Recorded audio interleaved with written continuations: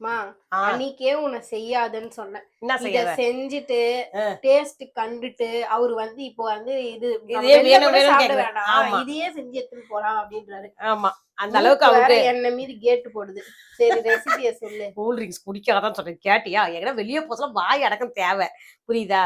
இந்த மாதிரி எப்பவுமே வந்து இந்த மசாலா அரைக்கிறது இது கோவில் ஸ்டைல் புளியோதரை, அதனால வந்து தனியா எக்ஸ்ட்ரா இருக்கணும். தனியா வந்து இதுல வந்து 1 ஸ்பூன்னா இதுல வந்து 3 ஸ்பூன் தனியா இருக்கணும், அப்படி இருக்கணும். தனியா எக்ஸ்ட்ரா எடுத்திருக்கேன். 1 ஸ்பூன் கடலைப்பருப்பு, அதான் பெரிய இந்த குழிக்கரண்டி அளவுக்கு அந்த மாதிரி. அத ஏன்னா நிறைய செய்ய போறோம் பொடி, அதுக்காக. ஓகேவா? அதே அளவுக்கு வந்து உளுத்தம் பருப்பும் எடுத்திருக்கேன். இதெல்லாம் வந்து ஒரு ஸ்பூன் மிளகு, 1 ஸ்பூன் சீரகம், 1 ஸ்பூன் வெந்தயம், 1 ஸ்பூன் கடுகு, 1 ஸ்பூன் உள்ள போட்டிருக்கேன். எல்லாமே 4 ஒண்ணா போட்டு காஞ்ச மிளகாய், இது காரம்னு சொல்லிட்டு ஒரு 5 எடுத்திருக்கேன். நீங்க வேணும்னா ஒரு 7 மிளகாய் கிட்ட யூஸ் பண்ணிக்கலாம். ஆமா, அதுக்குதான் அதிகமா போடல, நானு 5 தான் எடுத்திருக்கேன். கொஞ்சமா கருவேப்பிலை, ஒரு 2 இனுக்கு கருவேப்பிலை எடுத்து வச்சிருக்கேன்.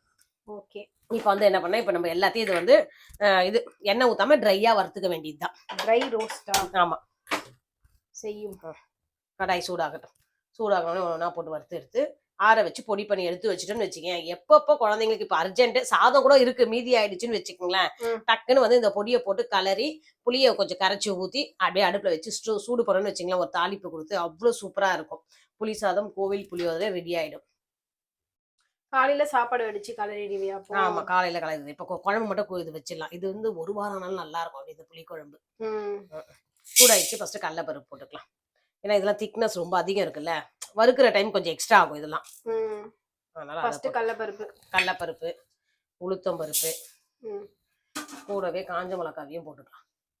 ஏன்னா இது மாதிரி நமுறா இருக்கு இல்லையா, காஞ்ச மிளகா கொஞ்சம் சூடு தேவைப்படும். மிதமான சூட்ல வறுக்க சொல்ல அது நல்லாம ரோஸ்ட் ஆயிடும். அதுவும்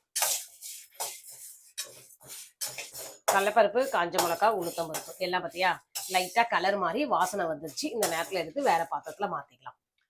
தட்டுல போட்டு அவ்வளவுதான் கொட்ட போறேன், அந்த தட்டுல தான். அது வேற பாத்திரம், இதான் வேற கடாயிலே வச்சிடலாம வேற பாத்திரம். அது சரி தட்டுலயே எடுத்து வச்சுக்கலாம். சுஷ்மிக்கு எதுக்கு டவுட், அப்படியே ஆறட்டும். அது இதுலயே ஆற சொல்ல அந்த மிளகா இன்னும் நல்லா மொறுன்னு வந்துடும். நெக்ஸ்ட் வந்து தனியா போட்டுக்க. இது வேற குட்டி தனியா இருக்குல்ல, நல்லா கொஞ்சம் எக்ஸ்ட்ராவே நான் போட்டுட்டேன். வாசனை அப்பதான் நல்லா இருக்கும். தனியாவும் நல்லா வாசனை வருது. ரொம்ப கருக விடக்கூடாது தனியாவை. இந்த மாதிரி வாசனை வர சொல்லி எடுத்துடணும். நல்லா வாசனை வருது. கொஞ்சம் செவக்க விட்டா கூட வந்து பாத்தீங்கன்னா கொஞ்சம் தீஞ்சா மாதிரி இருக்கும். அதனால பார்த்து எடுத்துங்க. தனியா மட்டும் வறுக்க சொல்ல கேர்ஃபுல்லா வறுத்துக்குங்க. இப்ப அடுத்தது வந்து இந்த எல்லாத்தையுமே எடுத்து வச்சிருக்கோம் இல்லையா, மிளகு, சீரகம், வெந்தயம், கடுகு இதெல்லாம் போட்டுக்கலாம்.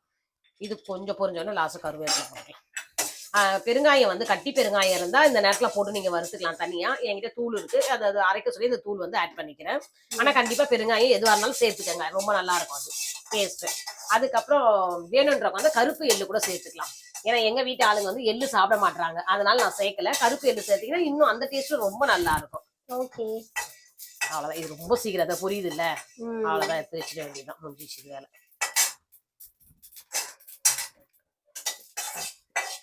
கடுகு அவ்வளவுதான். கடுகு படப்படப்படன்னு இருந்து அவ்வளவு ஸ்வீட்டா இருக்குல்ல, அதான். கடலைப்பருப்பு, இது கருவேப்பிலையும் பார்த்து பண்ணணும். அப்படியே இதுவாயிடும் ஹீட்ல. கருவேப்பிலையும் நல்லா மொறுமொறுன்னு ஃப்ரை ஆயிடுச்சு. எடுத்து இப்ப அதுல இது பண்ணிக்கலாம். இப்ப இது எல்லாமே ஆற வச்சு நல்லா அரைச்சி எடுத்துக்கணும். இப்ப அரைச்ச மசாலா எல்லாமே வந்து பாத்தீங்கன்னா ஆறிடுச்சு. இனிமேதான் அரைக்க போறேன். வறுத்து வச்ச இது பொருள் எல்லாமே வந்து பாத்தீங்கன்னா சூடு ஆறிடுச்சு. இப்ப இந்த நேரத்துல வந்து நம்ம மிக்சியும் ஜாரையும் பாத்துட்டோம்.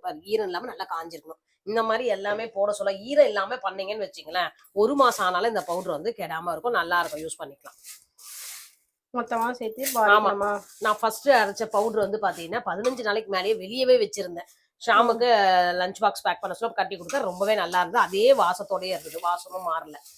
அதனால நீங்க வந்து எல்லாமே சேஃபா பண்ணீங்கன்னா 1 மாசம் 1.5 மாசம் கூட நீங்க ஃப்ரிட்ஜ்ல வச்சு யூஸ் பண்ணலாம்.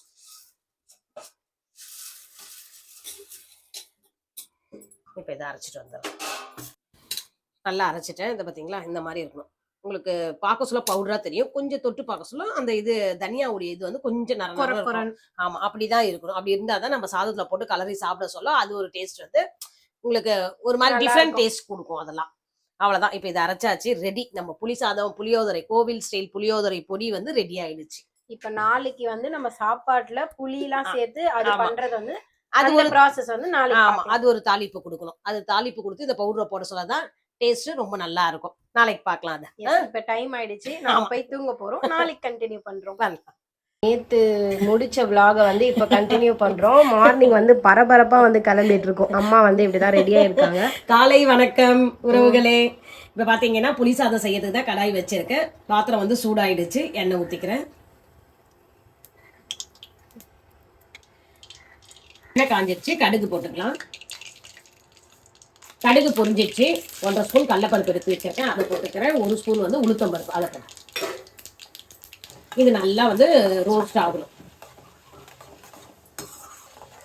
கடலைப்பருப்பு உளுத்தம் பருப்பு கோல்டன் ப்ரௌன் ஆயிருக்கு. இந்த நேரத்தில் வந்து வறுத்த வேர்க்கடலை வச்சிருக்கேன், அதை போட்டுக்கிறேன். ஏன்னா ஆல்ரெடி வேர்க்கடலை வறுத்து இருக்கிறதுனால இப்போ நான் கொஞ்சம் லேட்டாக சேர்த்துக்கிறேன். கூடவே வந்து 5 காஞ்ச மிளகாய் எடுத்து வச்சிருக்கேன், அதையும் சேர்த்துக்கலாம். ஒரு புடி கருவேப்பிலை எடுத்து வச்சிருக்கேன், ஒரு புடி கருவேப்பிலை போட்டுக்கலாம். நல்லா பொரிஞ்சிடுச்சு. 1 ஸ்பூனுக்கு வந்து மஞ்சத்தூள் ஆட் பண்ணிக்கிறேன், 1 ஸ்பூனுக்கு வந்து பெருங்காயத்தூள்.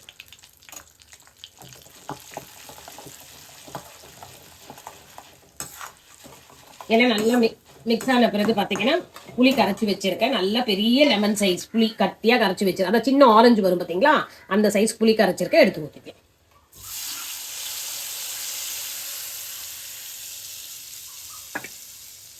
இப்போ இதுக்கு தேவையான அளவு உப்பு போட்டுக்கலாம். ஆல்ரெடி வந்து பார்த்தீங்கன்னா நான் சாதம் வடித்து வச்சிருக்கேன்ப்பா. இங்கே பாருங்க, நல்லா சாதம் வந்து நல்லா உதிரியாக வடிச்சிருக்கேன். அதுலேயே கொஞ்சம் உப்பு போட்டு வடிச்சிருக்கேன் சாதத்தில். இப்போ இதுக்கு தேவையான அளவுக்கு மட்டும் உப்பு போட்டுக்கலாம். உப்பு கொஞ்சம் வந்து வாயில வச்சா கரிக்கிற மாதிரி இருக்கணும். அப்படி இருந்தாலும் சாதத்துல ஊற சொல்ல நல்லா இருக்கும். இப்போ இது கொதிச்சு சுண்டி வரணும், அவ்வளோதான். கொதிக்க டைம் கொடுக்கணும். புளி சாதத்துக்கு அந்த புளி கரைச்சல் வந்து நல்லா கொதிச்சு பார்த்தீங்களா, திக்காயிடுச்சு. இந்த நேரத்தில் நம்ம நேற்று அரைச்சி வச்சோம் இல்லைங்களா புளியோதரை பொடி, அதில் வந்து ஒரு 4 ஸ்பூன் போட்டுக்கலாம்.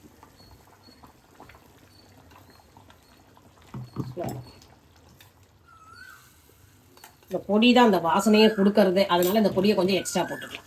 4 ஸ்பூன் போட்டுருக்கேன். போட்டு ஒரு கலரி ஒரு கொதி வரும் பார்த்தீங்கன்னா, அந்த நேரத்தில் ஆஃப் பண்ணி விட்டுருணும்.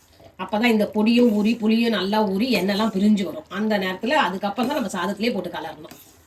ஓகே, இப்போ இது வந்து ஆஃப் பண்ணி விட்டுடலாம். அப்படியே நல்லா திக்காகி இந்த எண்ணெய்லாம் பிரிஞ்சு வரும். சாதம் நல்லா ஆற வச்சுட்டு உதிரியாக வந்திருக்கு. இந்த நேரத்தில் நம்ம புளியோதரை பொடியை எடுத்து செஞ்சு வச்சிருக்கோம் இல்லைங்களா, அது பார்த்தீங்களா, இன்னும் கொஞ்சம் மிக்ஸ் அதான் இன்னும் கொஞ்சம் விட்டாலும் எண்ணெய் நல்லா பிரிஞ்சு வரும். அதுக்கு இப்போ டைம் இல்லை, நம்ம எடுத்து ஊற்றிக்கலாம். சாதத்தில் கலரை சொல்லி உங்களுக்கு தெரியும் எண்ணெய் அதிகம் இருக்கிறது. எடுத்து போட்டுக்கிறேன்.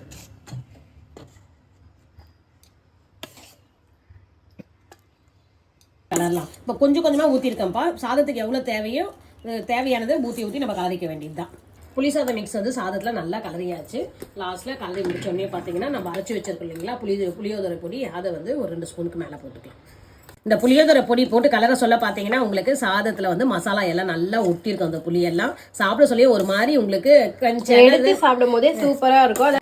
புளி சாதத்தை செஞ்சு இப்போ சாப்பிட்றதோட நம்ம இந்த மாதிரி 2 மணி நேரம் டைம் கொடுத்துட்டு சாப்பிட்டோன்னு வச்சிங்களேன், அவ்வளோ டேஸ்ட் நல்லா ஊறி நல்லா இருக்கும்.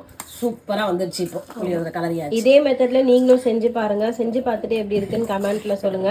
என்னமா பேக் பண்ணிட்டு கிளம்பலாமா? நான் பேக் பண்ண போறேன். ஓகே, நாங்க அங்க போயிட்டு இதுக்கப்புறம் என்னெல்லாம் பண்றோம்னு பார்க்கலாம். சுவாமி மலையில மீட் பண்ணலாம். பாய் சொல்லிடு.